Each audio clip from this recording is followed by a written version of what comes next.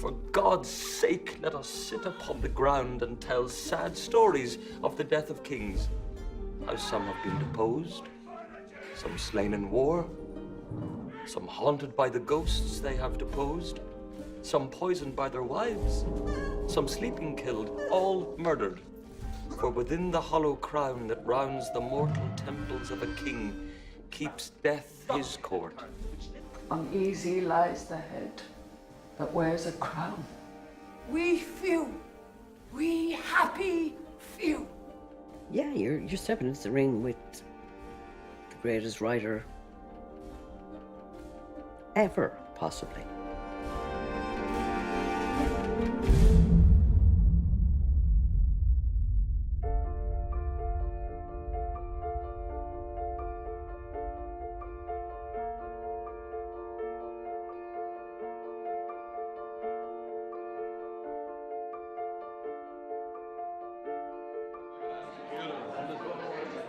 This summer, Druid will celebrate 40 years with its Druid Shakespeare production and adaptation of several Shakespeare plays rewritten by Mark Rowe.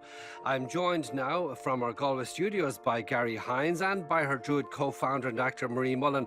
Gary, when you started out fresh out of college in 1975, did it ever cross your mind that it could go on and on and on, and here we are 40 years later? Never, never, never, never. Well, what is it, first of all? It's planned by Druid to do some of Shakespeare's history plays. They're sometimes known as the Henriade. It's a big project. Tell me about it, Gary. It's a huge story of fathers and sons, wars, rebellions, battles. The power of Shakespeare is just coming through us. Acting is first and foremost an act of imagination. That act of imagination transcends nationality, character, geography, and background. And we see no reason why it shouldn't transcend gender too. Oh, the Lord preserve you! Accordingly, our actors have been cast without regard to their own gender. The three kings that figure in this narrative, Richard II, Henry IV, and Henry V, are played by one male and two female actors.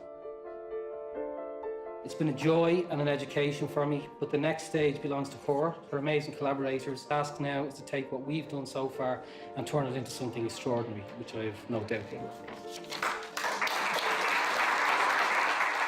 Can we take 5, please, Paula? Yes, absolutely. Yeah. Thank you.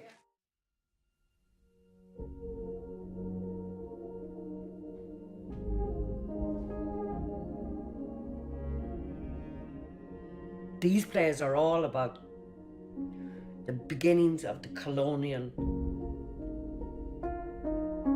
project during Shakespeare's time, into the problems caused by Ireland because of the threat it posed to the security of the British state through Spain.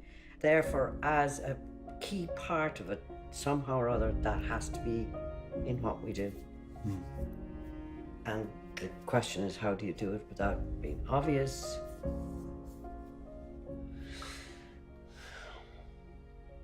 The history of kings and queens and the succession and the making of the modern British nation means one thing in England. It means quite another thing in Ireland. A royal world is as foreign to us as a world of the imagination. So essentially, that's one of the approaches that we're mapping out, that we treat the royal world, not that it's the past of something that exists at the moment, but it's that it's like another Middle Earth kind of place. We have to create something at the beginning of this cycle that sets up for the audience immediately our rules without the text. It has to be a physical something. I don't know what it is. Short of everybody wearing a t-shirt with their character name. Yeah. Yeah. Just say the beginning is everyone on stage and they're all digging.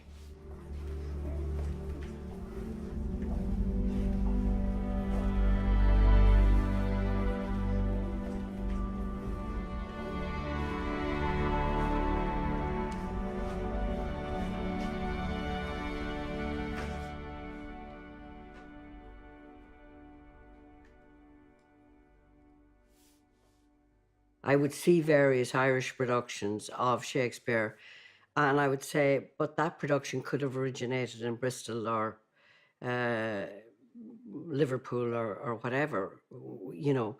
So we seem to be very close, but yet mentally we're 1,000 miles apart. Is there a way of doing these plays that feels authentic to us and yet at the same time doesn't make presumptions that we share our common culture, because we don't, and particularly in relation to the history plays of Shakespeare, we absolutely don't.